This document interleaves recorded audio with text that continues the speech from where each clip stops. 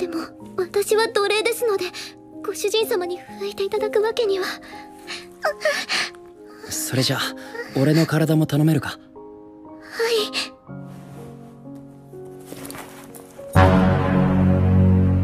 Dimulai dengan diperlihatkannya seorang pria culun, copo, dan tentunya seorang pengebor handal bernama Michiya. Di sini Michiya baru saja memainkan sebuah game VR yang mengharuskannya masuk ke dalam dunia isekai.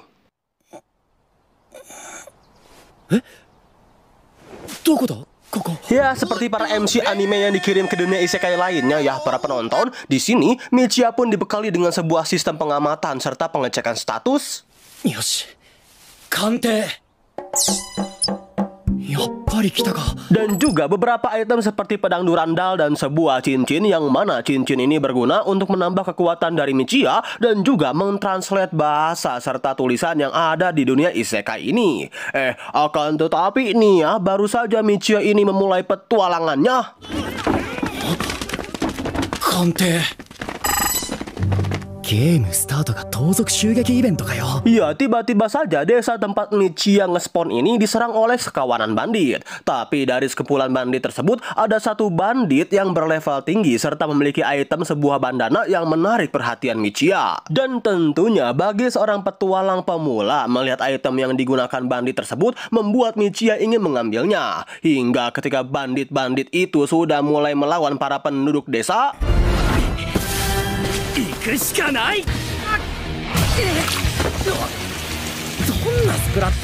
iya, dengan gerakan HBD-nya, Michiya ini langsung melobikan beberapa bandit dengan sangat brutal. Hingga sore hari pun tiba.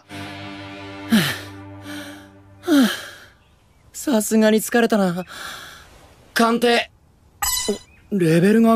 Setelah Michiya ini berhasil melobikan semua bandit, tiba-tiba saja Michiya dihampiri oleh kepala desa yang aing panggil aja Sugiono ya teman-teman, yang mana di sini Sugiono sangat mengucapkan terima kasih kepada Michiya karena sudah menyelamatkan desanya dari serangan para bandit. Selain itu juga Michiya ini diberikan seluruh item-item dari bandit yang Michiya sudah kalahkan.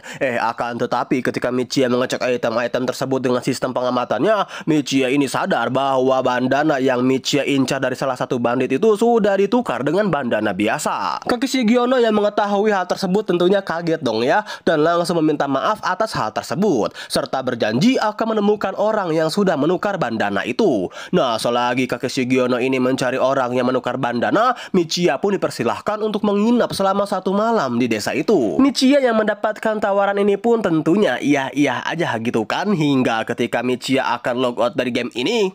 Log out. ログオフ、終了、中断、エンド。保存して終了する。保存せずに終了する。終わるんだよ。終われって。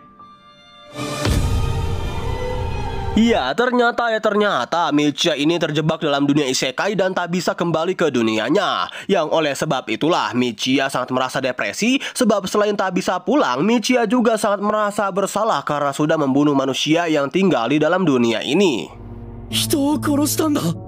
Michiyo-sama, douka itashimashita ka? Ya, sebenarnya sih ketika Michiya akan login ke dalam game ini, Michiya sudah mendapatkan peringatan ya teman-teman mengenai Michiya yang tidak akan bisa kembali lagi ke dunianya setelah login. Tapi ya pada saat itu Michiya meremehkan perintah tersebut. Dan ya pada akhirnya Michiya kini terjebak deh di dalam dunia isekai. Tapi ya seperti kata pepatah ya para penonton, nasi sudah berubah menjadi boba. Yang oleh karena itu nasib Michiya yang udah terjebak ke dalam dunia game ini udah tak bisa dirubah lagi. Yang oleh karena itu juga kini Michiya pun mulai menetapkan hati, jiwa, serta si ojonnya untuk bertahan hidup di dunia yang baru tersebut. Koko wa genjitsu sekai da. Ore wa korekara kono sekai de ikite ikanakereba naranai. Singkat cerita, setelah membersihkan seluruh badan tak terkecuali si Ojonnya yang sangat mungil, Michiya pun diberi kabar mengenai orang yang sudah menukarkan bandana bandit. Sebenarnya sih kakek Sugiono ini sudah menyerahkan hukuman apa yang pantas untuk pria tersebut kepada Michiya. Tapi karena Michiya tak mau mengganggu adat istiadat serta peraturan yang sudah ditetapkan di desa ini, maka Michiya pun menyerahkan semua hukuman sesuai dengan peraturan yang sudah ada. Kakek Sugiono yang mendengar hal tersebut dari Michiya pun langsung menjatuhkan hukuman kepada pria pencuri ini dengan menjadikannya seorang budak. Sedikit informasi aja nih para penonton. Jadi setiap manusia ini pasti memiliki kartu identitas di dalam tangannya itu, yang mana dalam kartu identitas itu terdapat status, usia, gender, dan pekerjaan apa yang tengah dilakukan oleh orang tersebut. Nah, karena di desa ini memiliki peraturan bagi siapa saja yang mencuri maka mereka akan dijual sebagai budak, sedangkan hasil dari penjualan budak itu dibagi menjadi dua, 50% bagi sang korban yang dicuri dan 50% lagi akan diberikan kepada pihak keluarga yang kehilangan tulang punggung keluarganya. Lanjut, nah setelah mengurus pencuri tersebut, Michiya pun disarankan oleh kakek Sugiono untuk menjual seluruh hasil jarahannya dari para bandit ke pusat kota bernama Kota Vel. Singkat cerita, keesokannya tanpa banyak basa-basi, Michiya dengan ditemani oleh salah satu penduduk desa yang kita panggil saja Bang Bang, pergilah ke Kota Vale. Nah, setelah berhasil menjual seluruh jarahan dari bandit, kini scene pun berganti kepada Michiya beserta Bang Bang yang tiba di rumah pedagang budak. お待たせいたしました。当家の主、アランでございます。 Oh iya, nama pria berbadan besar ini adalah Alan. Nah, setelah negosiasi mengenai harga budak yang akan dijual kepada Alan, pada akhirnya mereka pun sepakat untuk menjual budak tersebut seharga 30.000 nars. Dan iya, setelah mendapatkan uang dari barang jarahan bandit dan juga hasil penjualan budak, pada akhirnya Bang Bang dan Michiya pun berpisah sampai sini. それでは道夫様、どうかお元気で。ああ、世話になった。 Pada awalnya sih Michiya ini sempat merasa ketakutan dan bingung ya mengenai cara untuk hidup di dunia isekai ini seorang diri. Apakah Michiya bisa menjalani kehidupan yang sebatang kara ini? Apakah Michiya bisa bertahan hidup dari dunia yang keras ini? Dan yang pastinya, apakah Michiya bisa mengharam dan melakukan adegan penggenjotan hingga tumpeh-tumpeh di dunia ini? Dan beberapa kegelisahan lainnya lah. Hingga lamunan Michiya pun dipecahkan ketika 道夫様。 そういえば一人いたか。なんだ。 お急ぎでなければ、もう少しお時間をいただけませんかな。 Ya, tiba-tiba saja Alan memecahkan lamunan Michiya karena Alan ingin membicarakan sesuatu kepada Michiya. Yang mana di sini Alan memiliki tujuan guna menawarkan budak perempuan kepada Michiya. Michiya yang mengetahui hal tersebut pun tentunya kaget dong ya. Tapi kagetnya itu bukan kaget kenapa si Alan tiba-tiba saja menawarkan budak kepada dirinya. Tapi terkaget-kagetnya Michiya ini adalah karena jika Michiya memiliki budak wanita, artinya Michiya bisa mengharam dengan budak tersebut, dan lebih pastinya lagi Michiya bisa melakukan ini, bisa melakukan itu, dan bisa menganu-anu sang budak sampai lemas tak berdaya. Ditambah ketika seorang budak sudah terikat dengan majikannya, rasanya mustahil gitu kan bagi budak tersebut untuk mengkhianati sang majikan, terutama kabur gitu kan, karena ada sebuah kontrak yang mengikat budaknya guna harus selalu setia dengan majikannya itu. Di antaranya itu adalah pertama, budak tidak bisa kabur dan mencuri barang majikan. Sebab jika budak melakukan hal tersebut, maka budak itu sudah dicap sebagai seorang bandit dan halal untuk dibunuh. Kedua, budak akan selalu setia kepada majikan sampai akhir hayatnya. Bahkan jika sang majikannya sudah mati pun, budak ini wajib untuk ikut dengan majikannya hingga ke liang lahat. Ketiga, majikan bebas memperlakukan budak semaunya tanpa terikat hukum sama sekali. Dan ya, beberapa peraturan lainnya lah ya. Tapi ketika si Ojon Michiya ini sedang tegang-tegangnya, tiba-tiba 失礼します。揺れた。今揺れたよな。こいつ動くのか。 ya tiba-tiba saja muncullah seorang pelayan yang wala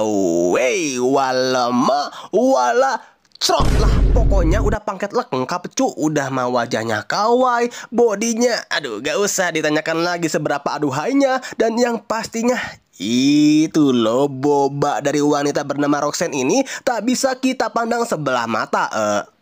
Justru harus kita pandang dengan kedua mata terbuka lebar ya teman-teman. Kalau ini mah. Oh ya, satu lagi, Gundala Gandul mang. Nah, Michiya yang melihat Tobrut gondal gandil ke sana kemari layaknya sedang menari dengan indah, tentunya langsung tertarik dengan Roxanne ini para penonton, dan berhayal jika ia sudah membeli Roxanne, maka ia akan langsung membore up Roxanne sampai jebol ke mesin-mesinnya. Alamak. Wah, Alan yang mengetahui Michiya begitu tertarik dengan Roxanne pun tentunya langsung merekomendasikan kepada Michiya. Di sini juga Alan memberitahu kepada Michiya mengenai beberapa kelebihan dari Roxanne. Pertama adalah Roxanne ini sangat kuat, sopan, dan juga pintar hingga cocok untuk menjadi partner bertarung Babang Michiya nantinya. Kedua, manusia tidak bisa menghasilkan keturunan dari ras lain, yang artinya Michiya bisa bebas membore up Roxanne tanpa henti dan tanpa harus takut teknung salalala. Ketiga, ini nih Roxanne pernah berkata ia menjamin kepada tuannya bahwa ia akan menjadi partner penggenjotan duniawi ternikmat lah bagi tuannya tersebut. Gimana? Tidak meler, Wak. Michiya yang mengetahui kelebihan Roxanne itu tentunya merasa gelisah dong ya, terutama si Ojonnya ini yang sedari tadi minta jatah untuk ganti oli. Tapi ya ada kualitas, ada harga. Di sini Alan menghargai Roxanne seharga 422.800 nar. Babang Michiya yang baru saja datang ke dunia isekai tentunya tidak memiliki uang sebanyak itu saat ini. Dan ya dengan berat hati impian Michiya pun harus dipendam dalam-dalam. Tapi ya bukan berarti jalan mengharu Michiya ini berhenti sampai sini saja, karena Alan akan menunggu Michiya selama 5 hari untuk membeli Roxanne. Dan dalam 5 hari itu Michiya harus mempersiapkan uang yang cukup untuk membeli Roxanne. Wah, Michiya yang mengetahui hal tersebut pun auto bersemangat dan berapi-api abangku. Dan ya, perjalanan Michiya untuk mengharam dengan cara membeli budak-budak mantap jiwa pun baru saja dimulai. Roxanne wa 俺が手に入れる。 Lalu scene pun berganti ke masa sekarang, dan kini kita diperlihatkan Michiya yang sudah berhasil mengumpulkan uang sebanyak 330.000 koinars. Sebenarnya sih menurut Alan, Michiya memiliki dua cara untuk menghasilkan uang di dunia ini. Yang pertama, Michiya harus menjelajah dan mengalahkan monster yang ada di labirin. Dan yang kedua, Michiya bisa membunuh para bandit. Tapi untuk cara yang kedua ini Alan tidak merekomendasikannya ya para penonton. Secara jika Michiya melobikan bandit dan menjadi pemburu bandit, maka Michiya auto akan menjadi target utama balas dendam bagi seluruh bandit-bandit yang ada. Ditambah bandit-bandit yang memiliki harga yang besar bisa tergolong ya sedikit lah. Naruhodo na. Yang oleh karena itu Michiya terlebih dahulu akan melakukan petualangannya dan membunuh para monster yang ada di labirin. Tapi sebelum Michiya melakukan hal tersebut, Michiya perlu membeli beberapa perlengkapan. Karena jujur, jika Michiya membawa pedang durandalnya kemana-mana, pasti akan terlalu mencolok perhatian orang lain. Dan pedang durandal ini bisa saja dicuri gitu kan sama orang. Singkat cerita, setelah membeli sebuah pedang dan beberapa perlengkapan lainnya, Michiya pun langsung UTW lah ke labirin. Nah, di sini ada beberapa info menarik nih teman-temanku, yang mana Michiya ini sebenarnya memiliki beberapa profesi dan bisa terus bertambah tergantung kegiatan apa yang Michiya lakukan. Jadi contohnya itu seperti Michiya memiliki profesi sebagai petualang karena Babang Michiya yang menjelajahi labirin. Lalu Michiya memiliki profesi pahlawan karena Michiya sudah menyelamatkan warga desa. Dan yang terakhir, Michiya juga bahkan memiliki profesi sebagai seorang bandit karena akibat Michiya yang nyolong sendal saat pertama kali berpetualang. Lanjut, nah karena Michiya memiliki job seorang petualang, maka Michiya dapat dengan mudah berpindah tempat menggunakan portal teleportasi. Tapi perlu diingat, portal ini hanya akan berfungsi ke tempat-tempat yang Michiya bisa jangkau saja. Ya gak mungkin gitu kan Michiya berpindah tempat dari lantai 1 langsung ke lantai 100. Selain itu juga Michiya tidak bisa menggunakan skill pemanggilan portal jika Michiya tengah bertarung. じゃあ次は外に ダンジョンウォークというだけあって。 Nah, ketika Michiya tengah menjelajahi labirin, tiba-tiba Iya, tiba-tiba saja Michiya diserang oleh monster kroco berlevel 1. Di sini Michiya dengan pedang-duran halnya tentunya tidak kerepotan sama sekali ya teman-teman melawan monster tersebut. Tapi ya namanya energi pasti ada batasannya dong ya. Karena Michiya ini terlalu banyak menggunakan skill-skill yang dimilikinya hingga memberikan efek samping yang menurut Aing sih cukup fatal para penonton. Yang mana jika Michiya sudah hampir kehabisan MP-nya, sifat Babang Michiya akan berubah menjadi orang pemalas dan sangat pesimis. そもそもなんで俺はこんなことをしているんだ。布団の中でぬくぬくしていた方が Sebenarnya sih efek samping ini bisa ditanggulangi oleh pedang durandal yang bisa menyedot XP musuhnya ketika membunuh musuhnya tersebut. Tapi ya selagi level Michiya ini masih kecil, alangkah baiknya Michiya tidak perlu mengeluarkan skill-skill yang berlebihan dulu jika keadaannya tidak terlalu genting. Singkat cerita, hari pertama Michiya di labirin pun sudah selesai. Di sini Michiya langsung menjual semua item-item yang didrop oleh monster berlevel 1 itu. Tapi ya namanya juga monster berlevel rendah ya. Tentunya item-item yang didrop oleh monster ini sangatlah murah. Namun ya Michiya yang mengetahui usahanya kurang keras untuk menghasilkan uang guna membeli Roxanne sang buski budak skidi papapnya Michiya nanti, tentunya tidak patah semangat dong ya. Ya awalnya sih begitu. Tapi ya setelah Michiya ini bolak-balik labirin, mempertaruhkan nyawanya dan membunuh banyak monster-monster kroco, uang yang dikumpulkan oleh Michiya untuk membeli sang budak skidi papapnya tersebut masih jauh dari kata cukup. Yang oleh karena itu Michiya pun seketika teringat dengan hadiah buronan. Secara menurut Michiya, jika Michiya hanya berburu di labirin saja, mau adik kecil kalian berubah menjadi Kyuubi yang mengamuk di Konoha pun, Michiya nggak akan bisa memenuhi target guna membeli Roxanne. Yang oleh karena itu juga Michiya pun akan mencoba untuk menjadi pemburu bandit guna mencapai target keuangannya untuk membeli budak skidi papapnya si Roxanne yang sangat mantap jiwa pole. 他に手はない。盗賊を狩ろう。 Dan iya, setelah Michiya melakukan observasi, riset, dan mencari kediaman para bandit, pada akhirnya Michiya pun berhasil menemukan beberapa informasi mengenai para bandit. Di antaranya itu adalah bandit itu biasanya berkeliaran pada saat malam hari. Mereka selalu berkumpul di tempat penggenjotan duniawi, namun tidak jarang juga berkumpul di bar. Selain itu, bandit memiliki kelompok yang berbeda-beda dengan kekuasaan wilayah yang berbeda-beda pula. Yang oleh sebab itu juga, para bandit biasanya menjaga komunikasi dengan orang lain, dan jika ada kelompok bandit yang diserang, maka kelompok bandit yang lainnya biasanya acuh tidak acuh, meskipun kejadian tersebut terjadi tepat di depan mata mereka. グループ単位で接触を避けているなら方法はある。 Lanjut, scene pun berganti dengan diperlihatkannya Michiya yang sudah berada di tempat tidurnya. Di sini lagi dan lagi Michiya berhayal jika Michiya ini sudah membeli Roxanne, dan ya kalian tahu lah ya. Boy. Tapi hayalan tetaplah hayalan. Mau Michiya menghayal 1 juta kali mengasoi G-Boy dengan Roxanne, tetap saja gitu kan. Hal itu tidak akan pernah terjadi jika Michiya tidak bisa membeli Roxanne. 硬い。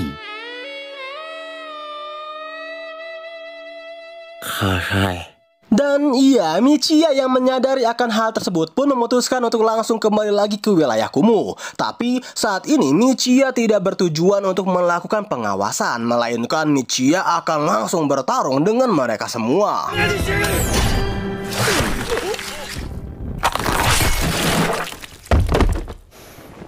Yang mana dengan skill pengamatan Michiya, di sini Michiya diam-diam masuk ke wilayah bandit dan langsung membunuh mereka semua ketika mereka tengah tertidur. Ya, pada awalnya sih pembantaian ini bisa tergolong sukses lah ya teman-teman.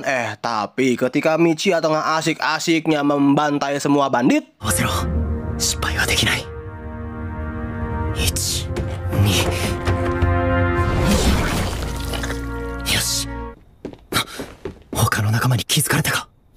これ以上のリスクは負えない。 Yap, karena kegaduhan yang terjadi, para anggota bandit yang lainnya pun terbangun dan sudah siap menyergap Michiya. Michiya yang mengetahui kini posisinya sangat tidak menguntungkan pun dengan terpaksa harus mundur terlebih dahulu.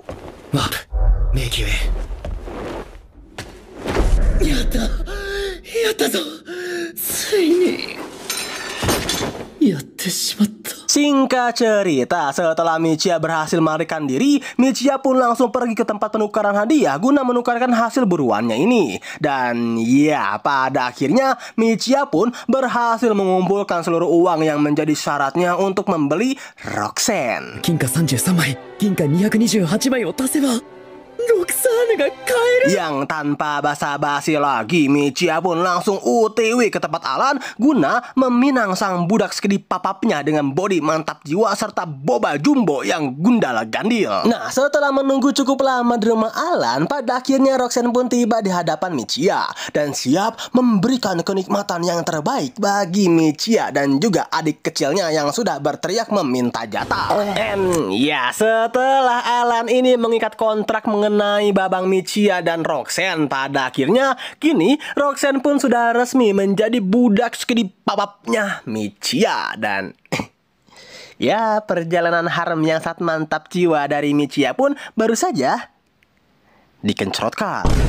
お客様は本日をもちましてロクサーヌの所有者となりました。ついに俺はロクサーヌを手に入れた。 Lalu scene pun dialihkan dengan diperlihatkannya Michiya yang akan memesan kamar di sebuah penginapan dengan Roxanne. Oh iya, demi melancarkan ide penggenjotan duniawi Michiya, kali ini Michiya akan memesan satu kamar dan juga satu tempat tidur. Nah, setibanya di kamar penginapan, di sini kita dapat melihat bahwa Roxanne yang masih gugup dan canggung ya kepada Michiya. Akan tetapi Michiya yang sudah tidak tahan lagi dengan ojonnya yang sudah tegang dari episode 1 kemarin pun membayangkan, いかんいかん余計怯えさせてどうするんだ。 Iya, di sini Michiya yang sudah sangat ingin melakukan adegan penggenjotan dengan Roxanne pun membayangkan bahwa ia langsung menyergap Roxanne. Tapi ya tentunya hal itu tak mungkin Michiya lakukan karena Michiya tidak mau membuat si budak sekedip papapnya ini ketakutan. Oh iya, selain itu juga di sini Michiya mengatakan kepada Roxanne bahwa sebenarnya Michiya berasal dari tempat yang jauh, yang mungkin saja Roxanne tidak akan mempercayainya. Yang oleh sebab itulah Michiya meminta Roxanne untuk mengajarkannya semua norma-norma dan peraturan yang ada di dunia ini. Roxanne sebagai budak sekedip papap yang berbakti tentunya mengiyakan permintaan dari tuannya tersebut. Tapi setelah Michiya ini sudah merasa cukup dengan basa-basinya, iya, di sini Michiya langsung memeluk Roxanne dari belakang serta mengatakan, mau kemana kamu Roxanne? Aku genjot kamu ya sekarang.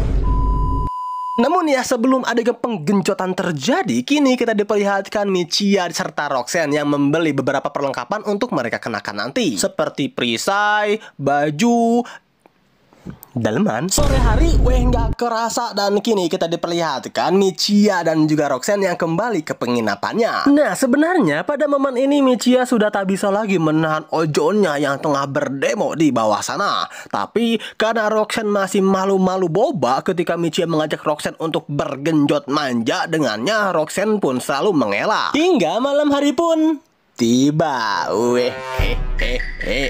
Di sini nih para penonton adegan paling brutalitinya, yang mana saat ini Michiya mengajak Roxanne untuk mandi bareng. Dan tentunya dong pada akhirnya dan mungkin saja momen pertama dalam hidup Michiya sang pria lemah syahwat bisa melihat semangka kondal gandul milik Roxanne tersebut. Hingga Michiya pun mengatakan, いいか dan iya, karena adik kecil Michiya ini sudah semakin brutal ya teman-teman, pada akhirnya dengan kelemah imanan Michiya tersebut, akhirnya nih bro, Michiya pun langsung melakukan ini, langsung melakukan itu, dan langsung menganu-anu Roxanne sampai lemas tak berdaya. Nah, setelah malam yang sangat mengencotkan dan tentunya membuat para jomblo serta pengocok handal seperti kalian iri, pagi hari pun tiba. Di sini Michiya meminta kepada Roxanne ketika sebelum tidur dan saat bangun tidur, Roxanne ini wajib mencium Michiya. Jadi pengen, walaupun Michiya ingin sekali gitu kan mereka ulang adegan tadi malam, tapi Michiya mencoba untuk menahan adik kecilnya itu hingga malam lagi nanti, karena saat ini mereka akan pergi ke labirin untuk mengalahkan para monster-monster di sana. Hai, Goshujin sama. Dan bersambung, bro. Aduh, info beli budak di mana ya para penonton? Baba Boy. Buat apa tuh bang? Digenjot dong, makin nanya kamu muridku. Cerita yang sangat mantap jiwa ini dilanjutkan dengan diperlihatkannya Michiya dan Roxanne yang tengah siap-siap untuk menjelajahi labirin. Oh iya, di sini Michiya bertanya kepada Roxanne, "Wahai budak penggenjotanku berboba gundala gandul, aku ingin menambahkan skill keperlengkapanku. Kira-kira bagaimana ya caranya?" Ya, mungkin yang dimaksud perlengkapan oleh Michiya itu pedang atau jirah dari Michiya ya teman-teman. Nah, Roxanne yang mendengar pertanyaan dari Michiya pun menjawab, Sebenarnya bisa aja sih kalau kamu ingin menambahkan skill keperlengkapanmu, tetapi kamu harus menggunakan sebuah item yang bernama skill kristal. Nah, skill kristal ini sangat jarang ditemukan di labirin dan mungkin hanya bisa diciptakan oleh skill pandai besi dari ras dwarf. Tapi di sini Roxanne tidak merekomendasikan Michiya untuk membeli apapun kepada ras dwarf. Secara dalam anime ini ras dwarf adalah ras yang serakah dan selalu mencari keuntungan. Jadi, semisal nanti Michiya meminta kepada ras dwarf untuk membuatkan skill kristal kepada mereka, maka ras dwarf akan memberikan laporan palsu kepada Michiya mengenai skill kristalnya yang gagal dibuat. Ya, meskipun sebenarnya skill kristal Michiya ini bisa berhasil, tapi ras dwarf tidak akan memberikan skill kristal itu langsung kepada Michiya, melainkan mereka akan menyimpan terlebih dahulu dan akan menjual skill kristal ini kepada orang yang berbeda dengan harga yang lebih tinggi. Sebenarnya selain dari ras dwarf, Michiya juga bisa mendapatkan skill kristal ini dengan beberapa cara ya para penonton. Yang pertama, Michiya bisa menemukan skill kristal dalam labirin, tapi untuk menemukan skill kristal di dalam labirin ini agak sulit sih. Dan yang kedua, Michiya bisa membeli skill kristal ke dalam guild secara langsung. Ya meskipun harganya lumayan mahal lah. 革の鎧は女性用じゃないんだな。ジャケットの方は体のラインが強調されることはなさそうだ。パーティー編成ロクサーヌ。じゃあそろそろ Lanjut, nah singkat cerita pada akhirnya mereka berdua pun pergi ke labirin menggunakan skill teleportasi Michiya. ワープ。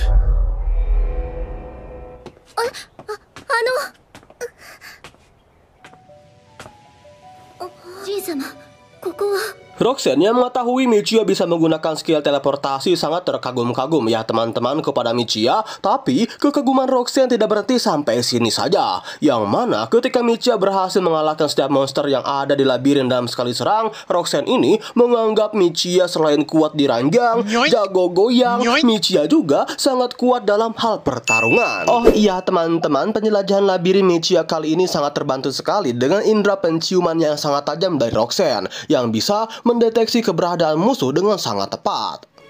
さてどっちに行こうかな。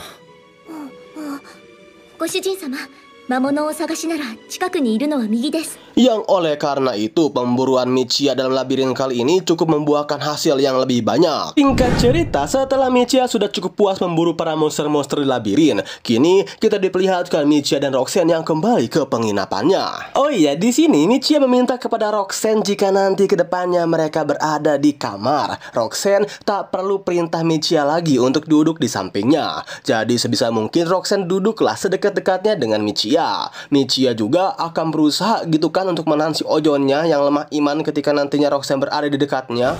Akan tetapi baru saja Michiya mengatakan hal tersebut, 構います。嬉しいこと言ってくれるなもう。 iya baru aja Michiya ini ngomong, "Aku gak akan lemah iman lagi kok Roxanne." Ini langsung nyosor-nyosor aja gitu kan wah ke si Roxanne. Namun ketika mereka tengah manja-manjaan yang tentunya membuat para jomblo serta pengocok handal seperti kalian hanya bisa menghalus sembari mengatakan, Kapan ya aing gitu? tiba-tiba saja Roxanne menanyakan kepada Michiya mengenai apakah Michiya suatu saat nanti akan pulang kampung dan meninggalkan Roxanne seorang diri. Sebab banyak sekali gitu kan kasus para majikan-majikan budak sedih papap yang menjual budaknya ketika mereka sudah tak diperlukan lagi. Michiya yang mendengar kegelisahan hati Roxanne hanya mengatakan, "Iya, enggak dong Roxanne, aku tidak akan pergi meninggalkanmu kemana-mana. Ya, sepertinya aku juga sudah tidak bisa pulang lagi ke kampung halamanku. Dan aku juga mana tega meninggalkan budak skrip papap berbawa jumbo wumbo mantap jiwa gondal gandul sepertimu ini. Boy. Tapi sepertinya nanti kita memerlukan member baru lagi deh di dalam party kita ini. Apakah kamu setuju, Roxanne?" Roxanne yang mengetahui bahwa Michiya tidak akan meninggalkannya, tentunya dengan senyuman manis serta boba jombo yang kunal gandul pun langsung mengiyakannya. Asal kalian tahu nih ya teman-teman, tujuan Michiya untuk merekrut member baru itu bukan untuk dijadikan rekan bertarungnya nanti, tapi untuk dijadikan rekan pergoyang-goyangannya Michiya. Yang artinya jawaban iya dari Roxanne menandakan bahwa Roxanne siap jika nanti Michiya akan main bertiga, berempat, bahkan berlima dengan wanita lain. Jadi nggak sabar. Lanjut, singkat cerita, pada akhirnya Michiya ini membeli 2 buah kristal sihir. Oh iya, kalau kalian lihat kan kini kristal sihir yang ada di tangan Michiya ini berwarna hitam ya teman-teman. Nah, nantinya kristal sihir ini akan berubah warna seiring monster yang udah dikalahkan oleh Michiya.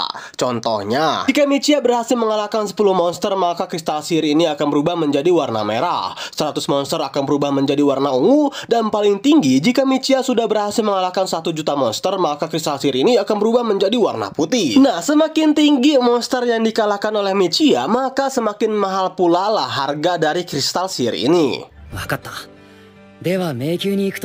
Singkat cerita, Michiya dan Roxanne pun kembali ke labirin guna melakukan beberapa eksperimen mengenai kristal sihir tersebut. Sekaligus, Michiya juga berhasil membuka beberapa job baru pada status petualangannya.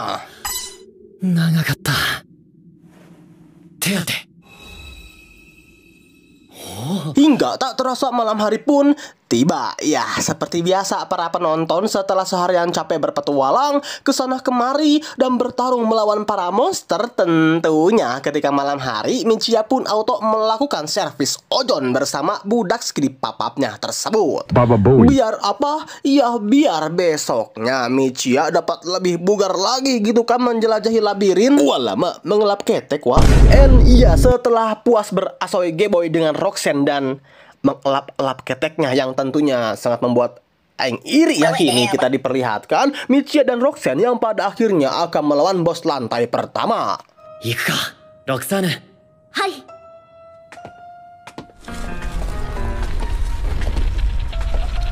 Yang tentunya bagi Michiya yang sangat overpower ditambah adanya Roxanne di sisinya, bos lantai pertama tersebut tidaklah begitu sulit bagi mereka. Yang oleh sebab itu dengan set, slebeu, indihoy, cerut di ketek Roxanne, pada akhirnya Michiya dan Roxanne pun berhasil mengalahkan bos lantai pertama ini. Nah, setelah selesai mengalahkan bos lantai pertama, kini scene pun berganti dengan diperlihatkannya Michiya dan Roxanne yang lanjut menjelajahi labirin pada lantai 2. Oh iya teman-teman, pada lantai 2 ini terdapat sebuah monster baru berbentuk ulat yang bernama Grand Silty Pillar. Tapi karena ribet gitu kan aing manggilnya, jadi aing sebut aja ulat lah ya. Di sini juga kita mendapatkan info baru nih. Jadi monster itu akan bertambah di setiap lantai yang berkelipatan 2. Semisalkan tadi lantai 1 hanya ada 1 monster aja kan. Nah, di lantai 2 naik tuh jadi 2 monster.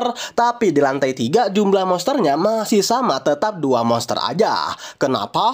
Karena ketek Roxanne wangi kah bang?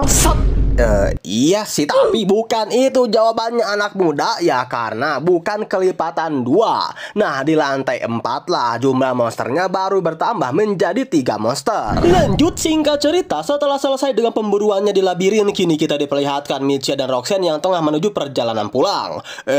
Akan tetapi Kante.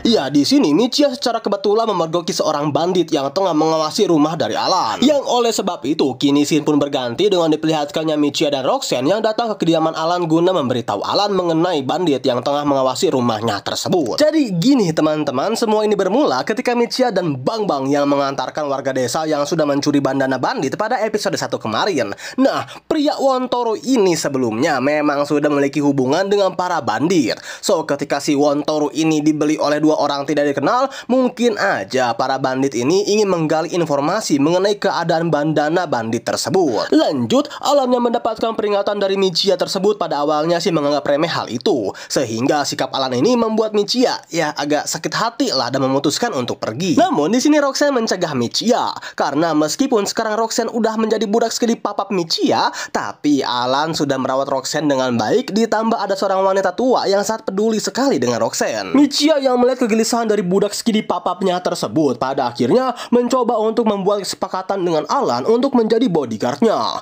Alan yang mendengar penawaran dari Michiya pada akhirnya mensetujuinya dengan bayaran 1000 nars dan bonus identitas bandit serta perlengkapan para bandit yang Michiya kalahkan bisa Michiya ambil semua. Kimari da. Singkat cerita, setelah kesepakatan disetujui, pagi hari pun tiba. Dan ご主人様、おはようございます。 iya, sebelum Michiya berperang, alangkah baiknya si Ojon Michiya dahulu gitu kan yang berperang dengan kemonakan Roxanne. Boy. And iya, setelah Ojon puas, Roxanne juga lemas. Kini kita diperlihatkan Michiya dan Roxanne yang langsung UTW ke rumah Alan.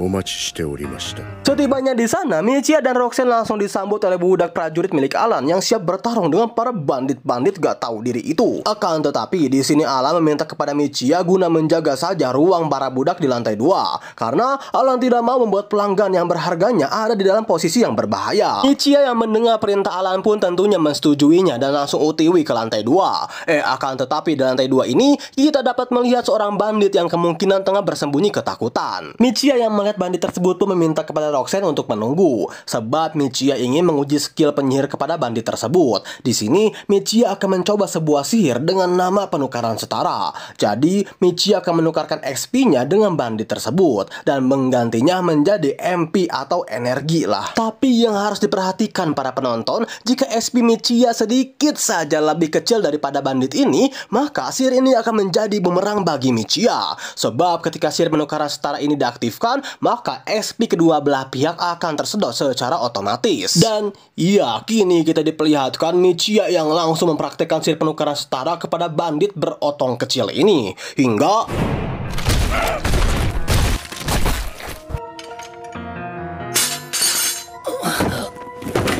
ya, meskipun Michiya berhasil membuat bandit itu pergi ke isekai secara brutal, tetapi karena XP Michiya yang hampir habis, Michiya nampak begitu kesakitan, kelelahan, dan hampir pingsan. Alan yang melihat tubuh bandit tersebut sudah tak berbentuk lagi tentunya merasa kaget. Tapi di sini Alan tidak mengira bahwa Michiya lah pelakunya. Alan hanya mengira bahwa bandit ini dibunuh oleh kawanannya sendiri menggunakan sebuah op agar tak menyebarkan informasi mengenai rekan-rekannya tersebut. 盗賊がそんなものを持っているとは思わなかったが。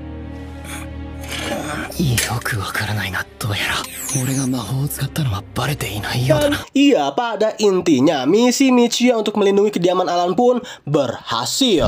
Singkat cerita, karena Michiya tengah lemas, lesu, tak bersemangat, dan tentunya dalam keadaan tersebut Michiya tidak bisa main kuda-kudaan dengan Roxanne secara maksimal, Michiya pun memutuskan untuk pergi ke labirin guna mengumpulkan kembali XP-nya yang sudah hilang. Nah, setelah bertarung dengan para monster yang ada di labirin dan XP babang Michiya pun mulai pulih, Michiya masih penasaran dengan teknik penggunaan sihir.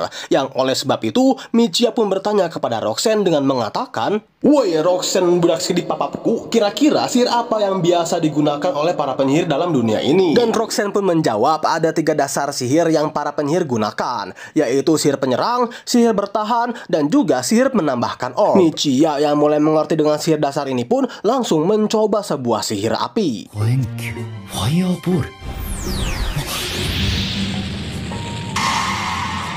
Roxanne yang melihat Michiya ini bisa menguasai sihir menyarankan Michiya untuk membeli sebuah tongkat sihir guna kekuatan sihir yang dikeluarkan oleh Michiya ini bisa lebih optimal lagi. Tapi jika Michiya ingin membeli tongkat sihir di kota Vel, sangat jarang sekali ada pedagang yang memperjualbelikannya.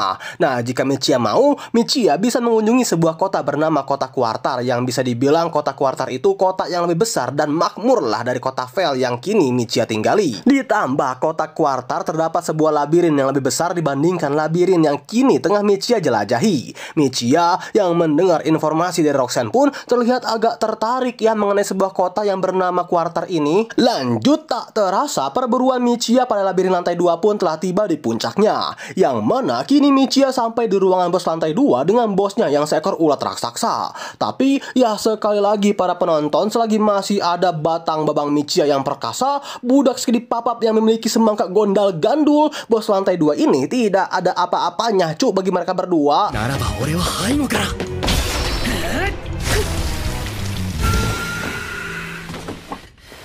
お疲れ。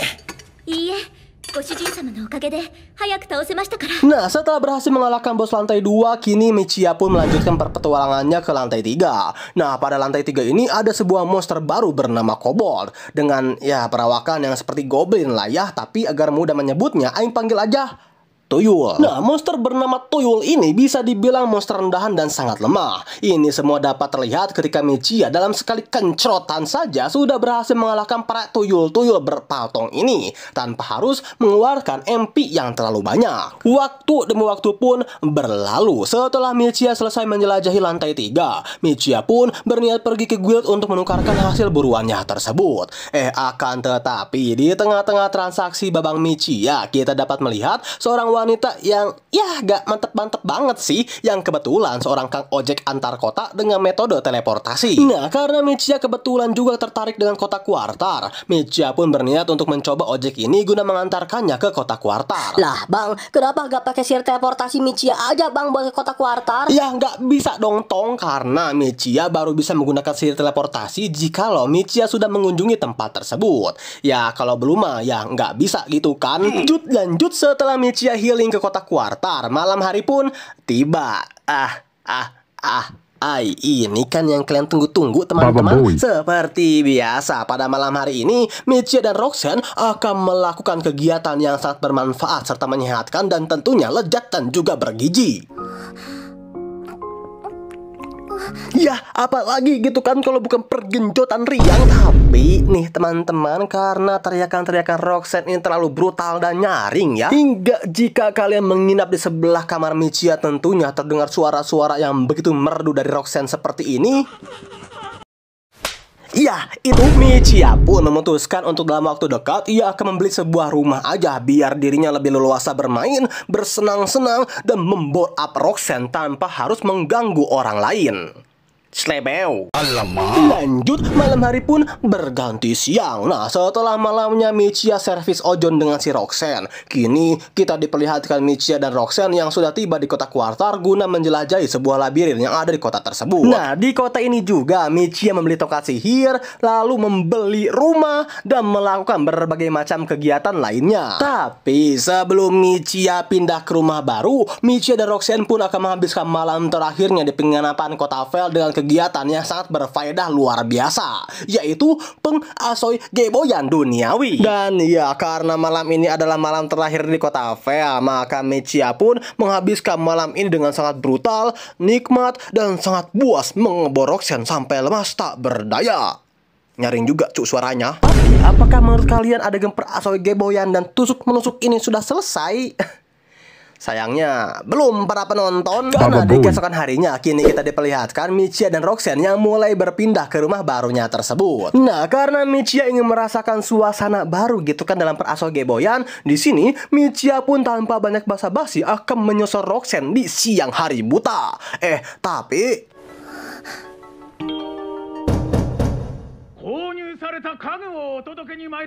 iya, tiba-tiba saja ada Kang Parabot yang mengantarkan parabot milik Michiya. Dan ya, karena hari ini Michiya harus menyusun seluruh parabot guna mengisi rumah barunya, maka kegiatan perasoy geboyan pun harus mereka tunda. Hingga sore pun tiba. Nah, setelah selesai dengan mengisi parabot rumah, Michiya yang udah nggak kuat gitu kan ingin mengebor si Roxanne, di sini Michiya pun langsung berniat untuk mengetes drive rumah barunya dengan kegiatan yang sangat berfaedah sekali, yaitu penggenjotan duniawi lagi, cok.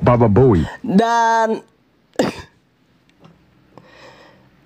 sabar ya ojonku, ini udah mau selesai kok. Maksud aing itu, anime ini pun ditutup dengan sebuah puisi atau pepatah gitu ya dari sesepuh Cibadoyo yang mengatakan sangat menyentuh hati sekali bukan? Dan part 2 pun berakhir.